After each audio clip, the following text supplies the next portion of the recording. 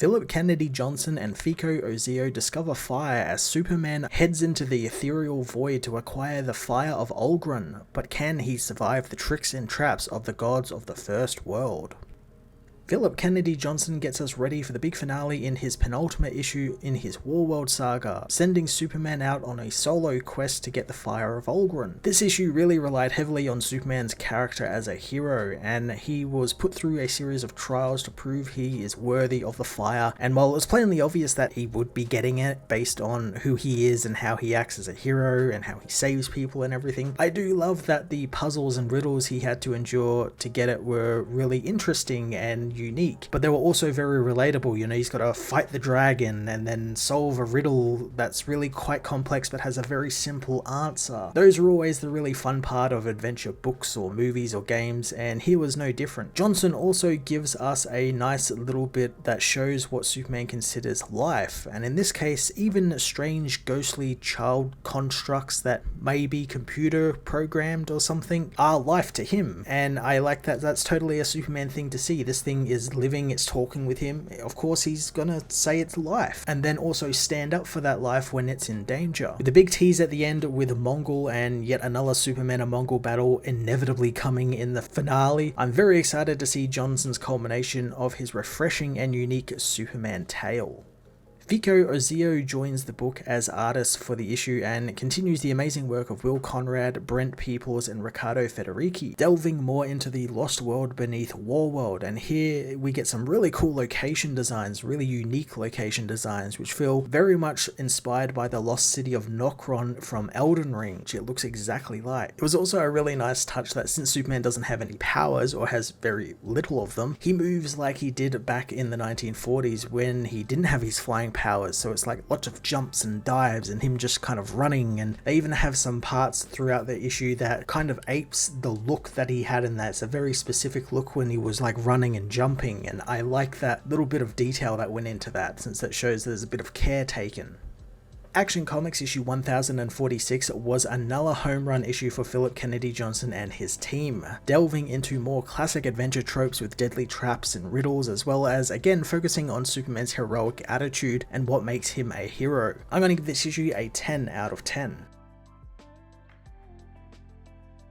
Action Comics issue 1046 finds Superman and his team battling the monstrous being that used to be Bila Esh. Clark knows that the gods of the first world are long gone, but they seemingly knew he was coming, and he's hoping someone is listening to this message he left and they'll come and give him a hand. Superman battles the giant monster, which grabs Krillex's leg, dragging him about. Superman leaps into action, jumping on the beast to try and pry its maw open. Krill tells Clark to get the Fire of Olgrun and to leave him since nothing else matters, but Superman knows if the man thinks that he'll let him die over the fire, then he is the one who's insane. Despite it cutting up his hands, Superman manages to free Krill from the monster's teeth.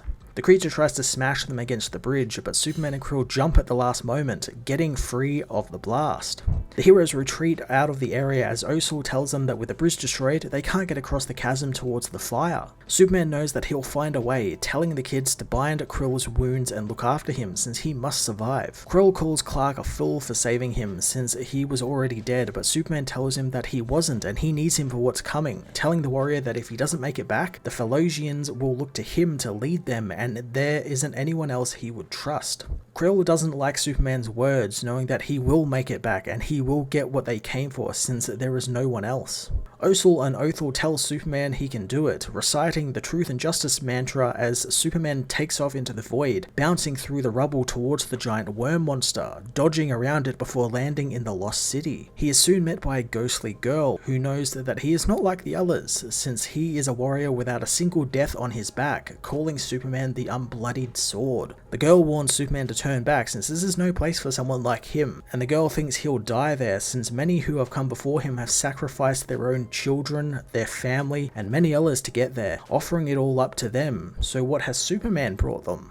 Superman says he offers nothing, and definitely not people's lives, since he is there to save lives, and when that's done, he will go. The girl runs off, telling Superman to follow her and to answer a riddle. The girl transforms into a strange bird-like creature, speeding through the destroyed city as she delivers her complex riddle. Superman quickly follows her, finding a puzzle device in a round room with a big door, as the girl says that if the riddle is solved, the truth of it will lead him to the Fire of Olgrun. Superman picks up the puzzle, solving the riddle and affixing the device in the right order. The door in front of him opens and a voice beckons him into a throne room where he meets the ghostly form of Olgrun, who says that he is just a mere shade of the real god, but he has enough strength to protect the spark. The being attacks and Superman barely dodges his giant sword, flinging his own weapon at the being's armor and sticking it into it, but it does nothing to him. Olgrun is unimpressed that this man wants to be an heir to him, as Superman picks up a boulder, throwing it at the being's face, which gives him an opening to jump onto the being's shoulder and to begin to pull the sword from its stuck place in the armor. Superman yanks the sword from the armor, ripping Olgrun's arm off with it. Olgrun knows that he is bested, but Superman will not have his spark. Olgrun goes to crush the little girl who accompanies Superman, but the Man of Steel pushes her out of the way, taking the god's blow for himself. The blow, however, never comes, as Olgrun is revealed to be under the control of the little girl. The ghost asks if he really would give his life for an unliving child that is only light and memory, but Superman knows that in his eyes, she is alive. She thinks that he lives up to the name Superman and would be a worthy soul bearer for Olgrun. She gives him the fire, telling him to take it inside of him and he'll be stronger than ever. She warns him to guard it against those who would take it from him and against the madness that also took Olgrun. The fire turns into a dagger in Superman's hands as the hero races back towards the bridge, knowing that his battle is almost done. He returns to Krillux, who demands he give over the fire, apologizing since he doesn't expect Superman to understand. Superman demands to know why he is betraying him as Mongol appears, telling Superman his revolution is dead and he is to hand over the Fire of Olgrun, or Osel and Othel will be killed before his very eyes.